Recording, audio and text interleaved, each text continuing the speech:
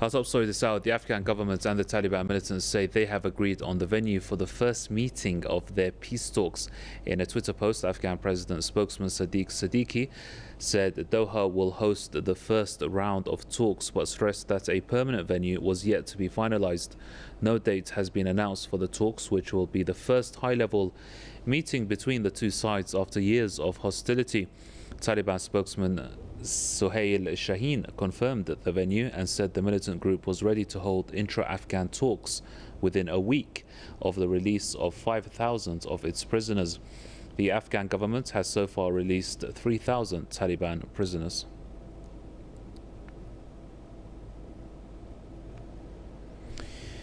Dr. Muhammad Dawood Miraki is an author and a political commentator, and he joins us now out of Chicago. Doctor, welcome.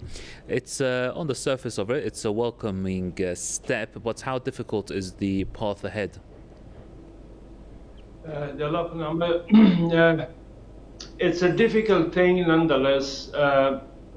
Peace is much more difficult than war. Of course, in war it's just a matter of bullets. Whichever side fires the bullets, and the inevitable demise happens on the other side, on either side. But the issue of peace is issues of trying to convince the other side, or trying to convince mutual sides, and overcoming various hurdles and impediments. But the most important positive aspect that I see in this entire complication is the willingness and the ultimate desire of the people of Afghanistan to welcome peace. Irrespective of which party has desire or not, the people of Afghanistan are hungry and thirsty for peace. And like it or not, the administration in Kabul does not have much of a choice.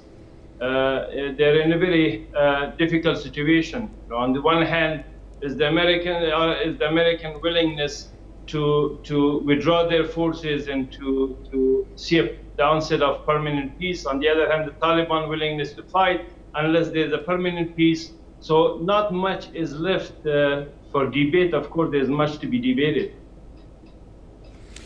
Sure, and of course, we need to see, I'm sure these talks, the Taliban, the Afghan government is entering the talks. Just over the past week, we've seen 400 Afghan security personnel killed by the Taliban. How important is it here to lower that level of violence?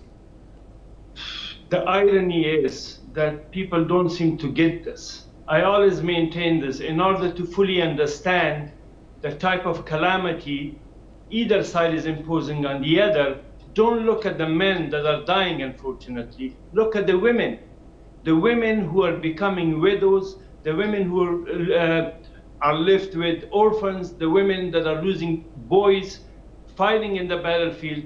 The irony is the Americans have facilitated a situation whereby Afghans are engaged in this war, and on either side, Afghans are dying. And whatever it is the political affiliation or stand, we leave that aside. We are talking about loss of life, and of course, the ultimate aim is that violence has to be reduced. And I always try to, as I mentioned, put this argument forth to opposing sides, that let the women of Afghanistan take a side of, take a moment and not to worry about the losing their children, or whether being soldiers or Taliban. Either way, it doesn't matter. The irony is, at the end of the day, these women have to suffer, and they have to live the irony that they have endured, and they have to bring up children in this complicated yet deprived world for our people. So, Doctor, in the 30 seconds that we have left, it's at the end of the day, it's an issue of trust on both sides. Can that trust be achieved? It is my opinion that the trust can be achieved, but the issue is this: as you know, in conflict resolution is not so much the trust, but the inevitability of the circumstance. The inevitability of the circumstance is the dominance of the Taliban forces and the marginalization of the regime in Kabul, both in terms of being marginalized by the people, ostracized by the people, but also being left, abandoned, if you will, by their sponsors or by the invading forces. So whether trust can be established, the inevitability of the situation make it, almost, I can't say a done deal, but it becomes inevitable that they have to come to terms, whether they like it or not. Okay, Dr. Miraki, Dr. Miraki, thank you very much indeed for your contribution there. Dr. Duad Miraki, author and political commentator, joining us out of Chicago.